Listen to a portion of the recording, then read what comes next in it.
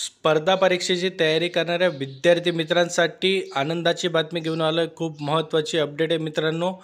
Bombay high court म्हणजेच मुंबई उच्च न्यायालयामार्फत घेण्यात येणारी ज्युनियर क्लर्कच्या परीक्षेबाबतची ही अपडेट आहे मित्रांनो।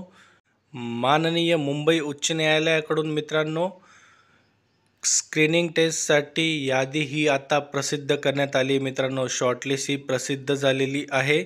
त्याबाबतची सविस्तर अपडेट माहिती मी तुम्हाला आज या व्हिडिओच्या माध्यमातून देणार आहे। त्यामुळे मित्रांनो व्हिडिओ संपूर्ण बघा, कुठेही स्किप करू नका। नमस्कार मित्रांनो, माझं नाव आहे भूषण BW एज्युकेशन या यूट्यूब चॅनलवरती मी तुमचं स्वागत करतो। मित्रांनो, जर तुम्ही माझ्या चॅनलला नवीन असाल तर चॅनलला सबस्क्राईब करून घ्या आणि बाजूला दिलेल्या बेल आयकॉनला प्रेस करा, म्हणजे मी अपलोड केलेल्या व्हिडिओची माहिती तुमच्यापर्यंत लवकरात लवकर पोहोचेल।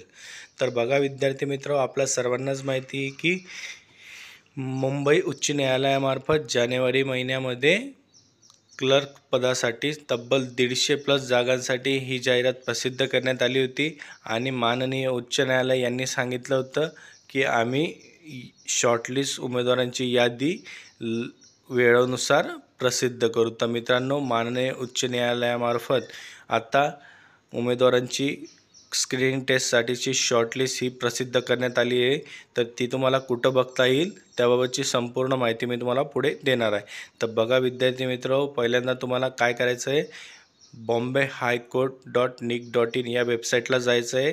त्यानंतर तिथं जाऊन रिक्रुटमेंट नावाच्या टॅबला क्लिक करायचं आहे।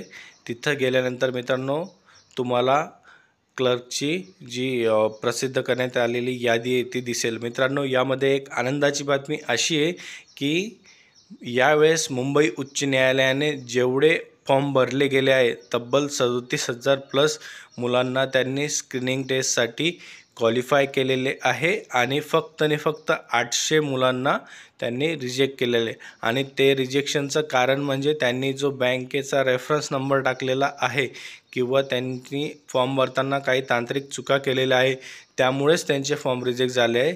ज्यांनी योग्यरित्या फॉर्म भरले त्यांचे सर्वांचे फॉर्म ॲक्सेप्ट झाले। मित्रांनो, ही यादी तुम्ही bombay-high-court.nic.in या वेबसाईटला बघू शकतात। आणि मित्रांनो, यामध्ये एक महत्त्वाची अपडेट, आता विद्यार्थी मित्रांना 400 रुपयाची पेमेंट करावे लागणार आहे। ती लिंकसुद्धा लवकरच बॉम्बे हायकोर्टामार्फत सुरू करण्यात येणार आहे। त्यामुळे मित्रांनो, वेबसाईट वेळोवेळी बघत राहा आणि पेमेंट करायला विसरू नका। जर पेमेंट झाली नाही तर तुमचा अर्ज हा स्क्रीनिंग टेस्टसाठी बाद होईल, एवढं लक्षात ठेवा।